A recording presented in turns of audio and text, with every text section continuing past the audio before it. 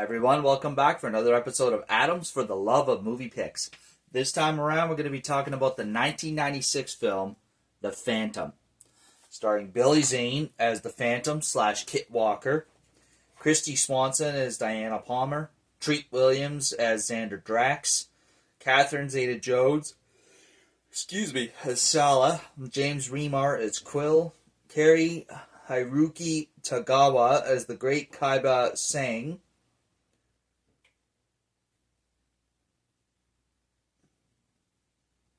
I'm just seeing if there's any other well-known actors in this one. Appears to be the extent of the well-known actors in this one. Still, a pretty formidable lineup considering that this movie, it's not on the level of in terms of superhero movies or, the Avengers level. Like the production value in this is very well done considering what it is. I don't know how much money was sunk into it, but I guarantee you it wasn't anywhere near the amount of money that the Avengers movies had sunk into them. And like I said, that being said, it's still a very good quality movie. The production quality is of very good quality and caliber. So it makes for a really entertaining watch. So the Phantom, if memory serves me right, I think this is based off a comic book series. It basically is about a fictional superhero known as the Phantom, who basically is he lives in a jungle in Bengala, Africa, and is tasked with being the protector there, as well as anything to do with that. If it takes him to other places of the world, he will go there to deal with it. And he's basically from a long line of his succession over the course of 400 years, of different, members of his family that have played the Phantom. But it makes it seem like it's one immortal man because the other name for the Phantom is the Ghost Who Walks, because people think he's immortal because they've seen the same guy, what they think is the same guy, for over the course of 400 years, where it just happens to be a different, whether it be one gets killed, the next in line steps up, or one is too old to be the Phantom anymore, then the next in line will take over. Excuse me. And so in this movie, it's Billy Zane, playing Kit Walker. It's Kit Walker's turn to be the Phantom. By the way, this movie takes place in 1938 in the movie, and it kind of lends to the movie, to be of that era. Really kind of gives the movie a different vibe. And the premise of this movie is that the sworn mortal enemy of the Phantom is the Sang Brotherhood, bunch of pirates who basically the Phantom came about when the very first Phantom's father was killed by the Sang Brotherhood. He ended up getting set adrift in the ocean, washed up on the shores of Bengala, and became the first Phantom.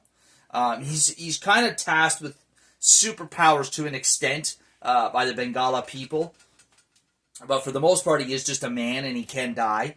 And so that being said, the Sang Brotherhood in 1938, led by Xander Drax, played by Treat Williams, are after the skulls of Tungala.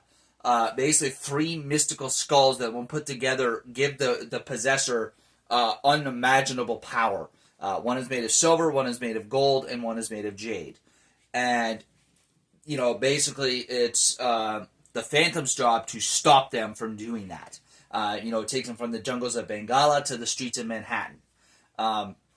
It's a really good movie. It's got a kind of an Indiana Jones vibe to it. Not only just given the fact that it takes place in the 1930s, but also the fact that it's, got that same idea. You got this legendary character, who is tasked with, guarding a sacred treasure kind of thing. So it's got that Indiana Jones vibe, but it's got enough of its own storyline that it makes it watchable and, not as relatable to Indiana Jones that, they can be said they're the same film. With that being said, The Phantom is one of those films that, like I said, I think it kind of flew under the radar. It's not up there, like I said, with a lot of the other superhero films. Now, that being said, I'm wondering if it has to do with the fact that, as far as I understand it has no affiliation with the two major superhero/comic book comic books, DC and Marvel. As far as I know, it's its own standalone superhero slash comic. And I think that the fact that it is not affiliated with either of those two, and in a way, I just feel like it didn't get hyped as much as other superhero films. I think allowed it to kind of fly under the radar. But in my opinion, I mean, it's hard to live up to the Avengers level quality of a superhero movie. But for what it is, it's a really well done superhero movie.